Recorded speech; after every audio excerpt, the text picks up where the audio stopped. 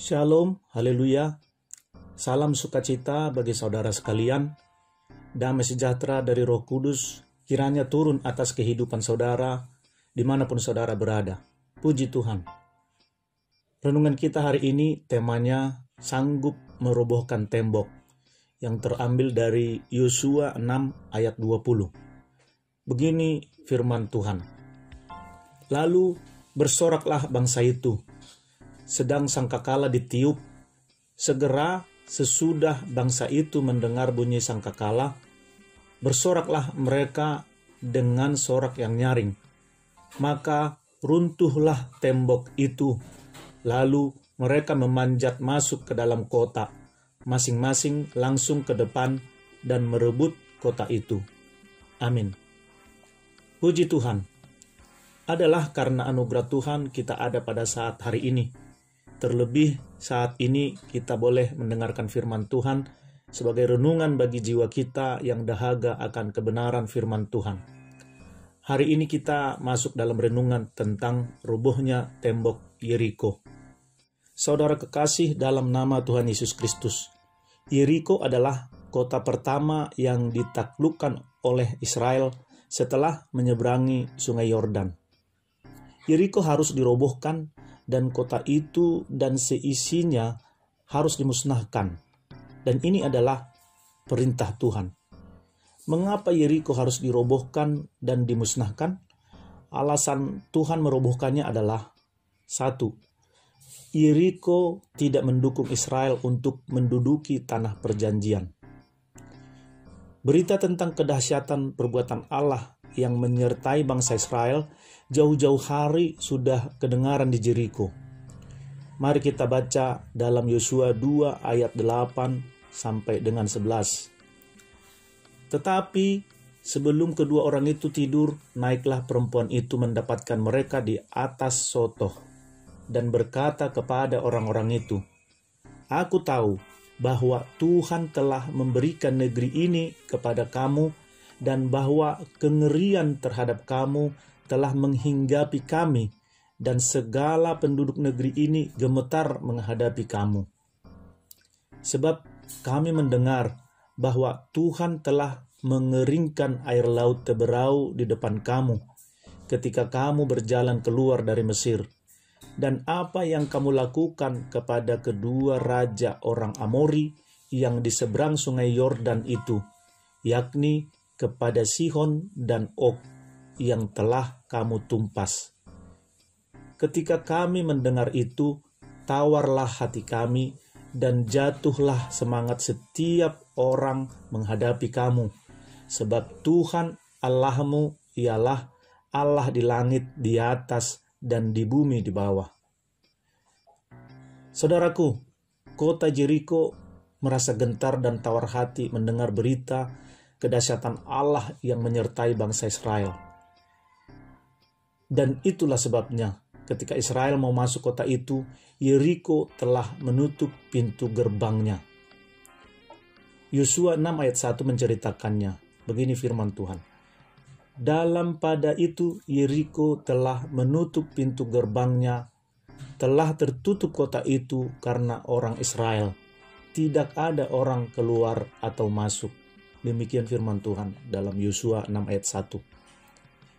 Inilah salah satu alasan Allah menyuruh Israel untuk merobohkan dan memusnahkan Yeriko. Saudara kekasih dalam nama Tuhan Yesus Kristus, sebagaimana Allah menyertai Israel, umatnya, demikianlah juga penyertaan Tuhan atas kita umatnya. Allah akan berperkara kepada orang-orang yang ingin melakukan ketidakadilan kepada kita umat percaya. Untuk itu jangan takut. Musuh-musuh kita akan dibuat tawar hati dan tak berdaya oleh Tuhan Allah kita, yaitu Yesus Kristus.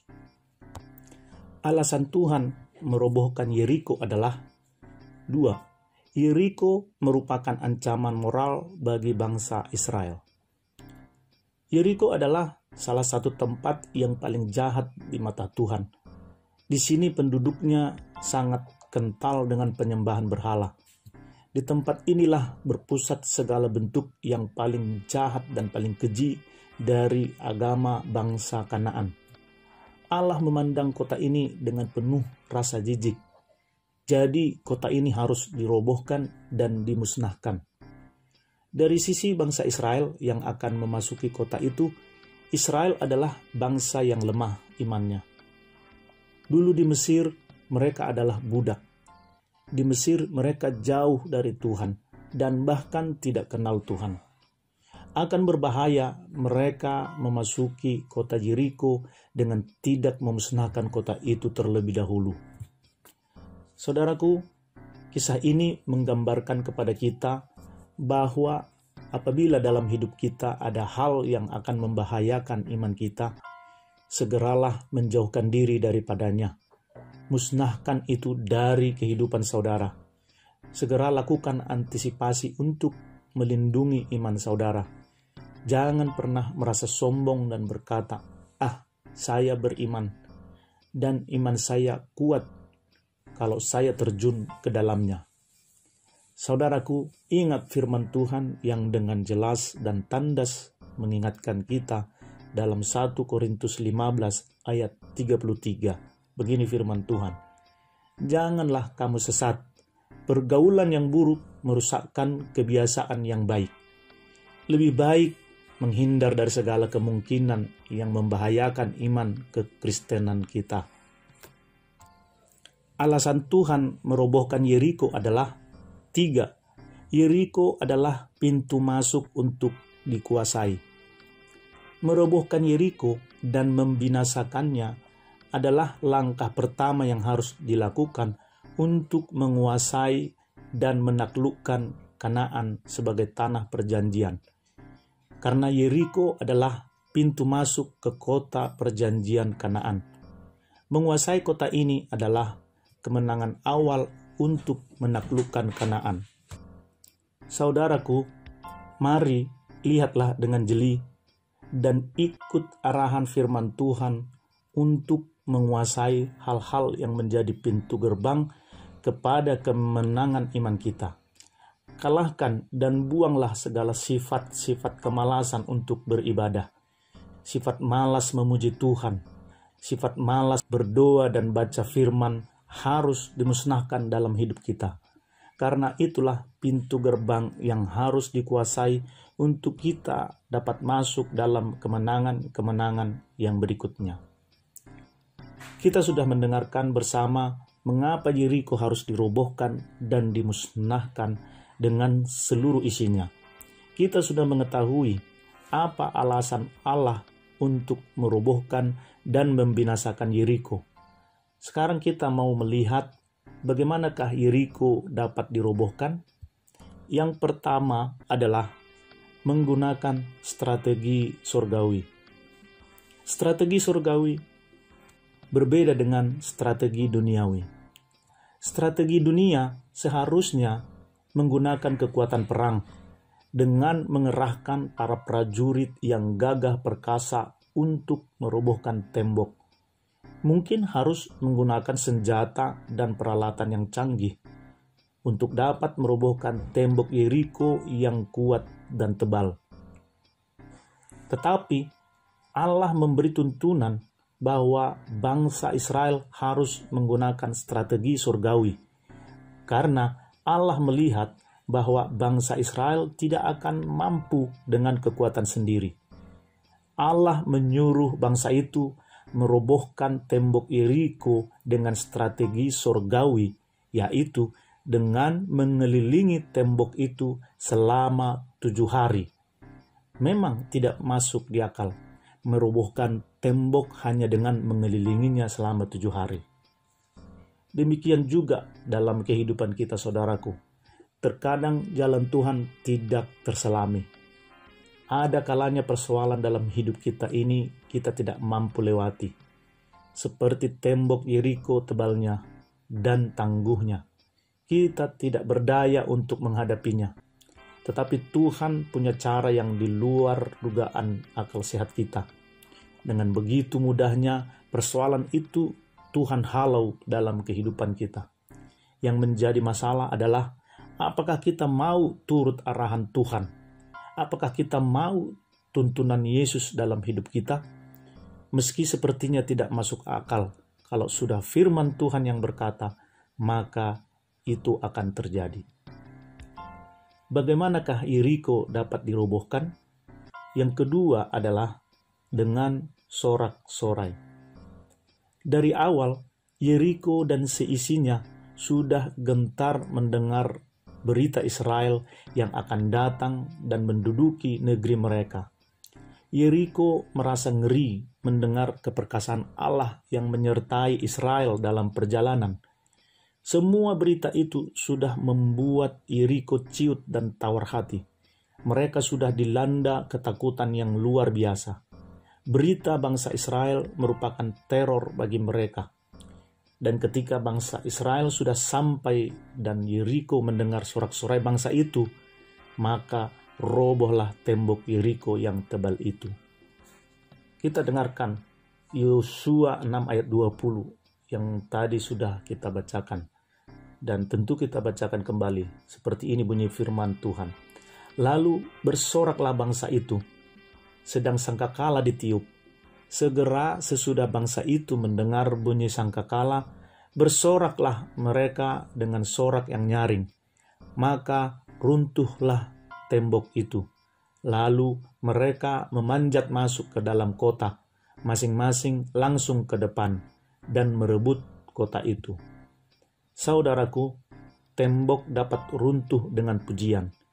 Tembok-tembok persoalan setebal apapun dapat dirobohkan dengan pujian. Ketika kita menghadapi masalah, sepertinya buntu dan terbentur dengan tembok masalah yang tebal, berfokuslah memuji Tuhan dan berserah penuh kepadanya.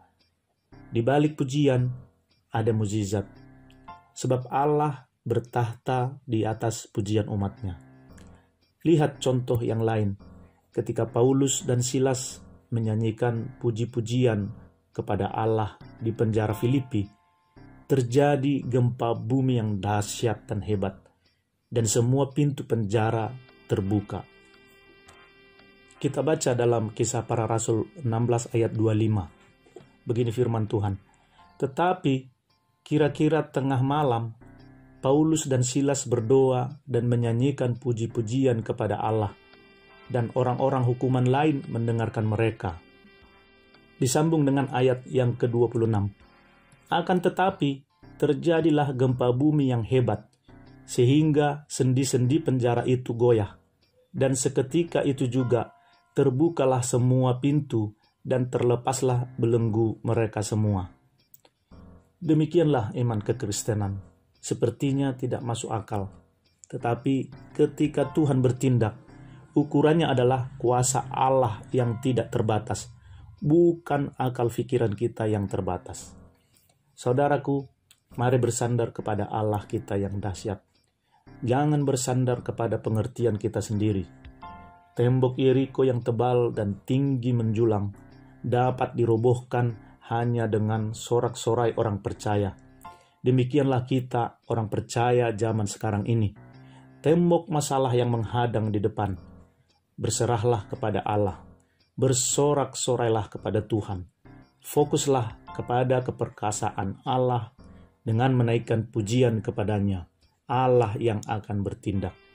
Terpujilah nama Tuhan, kekal untuk selama-lamanya. Demikianlah renungan kita hari ini. Tuhan yang akan memeteraikan firman-Nya dalam hati kita, dan firman itu akan bekerja dalam hidup kita. Mari kita berdoa. Tuhan Yesus, terima kasih buat firman-Mu. Firman-Mu hidup. Dia bekerja, mengerjakan kehendak-Mu dalam hidup kami yang mau menerima dan merenungkan firman-Mu itu siang dan malam. Ketika kami menghadapi persoalan dan masalah, kami tahu bahwa hanya Engkau tempat kami mengadu. Tembok persoalan setebal dan setinggi tembok Yeriko akan roboh bila Engkau bersama dengan kami, karena Engkau yang bekerja dan melakukannya bagi kami. Tidak ada yang dapat menandingi keperkasaan-Mu, ya Allah kami. Allah yang kami sembah di dalam nama Yesus Kristus, Tuhan dan Juru Selamat kami. Terima kasih Tuhan. Terpujilah nama-Mu hari ini kekal untuk selama-lamanya. Haleluya. Amin. Saudara kekasih dalam nama Tuhan Yesus Kristus, demikianlah renungan kita hari ini. Biarlah firman Tuhan ini memberkati kita. Dengan renungan ini bertambah iman dalam hidup kita. Saat ada tembok masalah seperti tembok Yeriko, yakinlah bahwa Allah yang akan merobohkannya bagi kita. Kemenangan di pihak kita. Kalau Allah di pihak kita, siapakah lawan kita? Bersama Yesus, kita sanggup merobohkan tembok. Sampai bertemu kembali dalam renungan harian berikutnya. Terima kasih, Tuhan Yesus memberkati. Amin.